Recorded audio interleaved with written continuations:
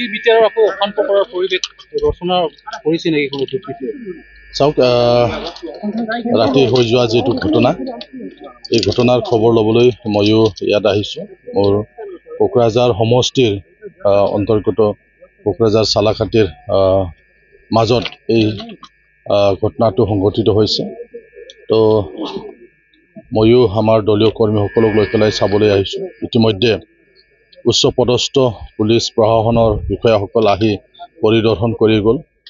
Rail বিভাগৰো উচ্চ পদস্থ বিষয়াসকল আহি ইয়াত পৰিদৰ্শন কৰি গ'ল। গতিকে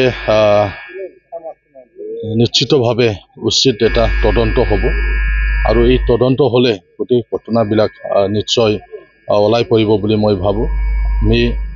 আমাৰ যি বিটিআৰ যি অঞ্চল, এই অঞ্চল এটা শান্তি এটা অঞ্চল হিচাপে কৰিবৰ কাৰণে যিহেতু সকলোৱে চেষ্টা কৰি আছিল, গতিকে এনেকুৱা সময়ত কোকৰাঝাৰত যোৱা ৰাতি যিটো IED যি বিস্ফোৰণ ঘটিল, বৰ্তমানলৈকে IED বুলি কৈ থকা হৈ আছে সংবাদ মাধ্যমত, কিন্তু ইয়াৰ যিটো ইনভেষ্টিগেশ্যন, এই ইনভেষ্টিগেশ্যনত নিশ্চয় ওলাই পৰিব।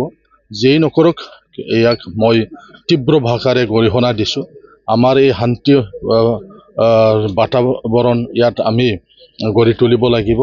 আমাৰ শান্তিৰ যি বিটিআৰ অঞ্চল, ইয়াত যাতে কোনো উগ্ৰপন্থীয়েই হওক বা কোনো দুষ্ট চক্ৰই হওক, আন যিয়েই নহওক, তেওঁলোকে যাতে এনেকুৱা কুটঘাতমূলক যাতে কাৰ্য সংঘটিত কৰিব নোৱাৰে, তাৰ কাৰণে আমি সকলোৱে সজাগ হ'ব লাগিব। মই পুলিচ প্ৰশাসন আৰু জিলা প্ৰশাসনক, ৰাজ্য চৰকাৰক অনুৰোধ কৰিব বিচাৰিছোঁ, আপোনালোকৰ মিডিয়াৰ যোগেদি অতি সোনকালে যাতে ইয়াৰ উচ্চ পৰ্যায়ৰ এটা যাতে তদন্ত হয়, আৰু যাতে এই গোটেই ঘটনাৰ আঁৰত কোন আছে ইয়াক যাতে ওলাবলৈ চেষ্টা কৰা হয়, তাৰ কাৰণে মই আহ্বান জনাইছোঁ। এটা ভয়ংকৰ ঘটনাৰ পৰা কোনো ধৰণৰ দায়িত্ব গ্ৰহণ নকৰে নেকি, বা ভালদৰে পৰ্যবেক্ষণ নকৰে নেকি ৰেলপথসমূহ? চাওক, এইটো তদন্তত ওলাই পৰিব তেওঁলোকৰ কি ধৰণৰ ইয়াত সুৰক্ষাৰ ব্যৱস্থা আছে, তেওঁলোকৰ ইয়াত পেট্ৰলিং কৰাৰ ব্যৱস্থা আছেনে নাই,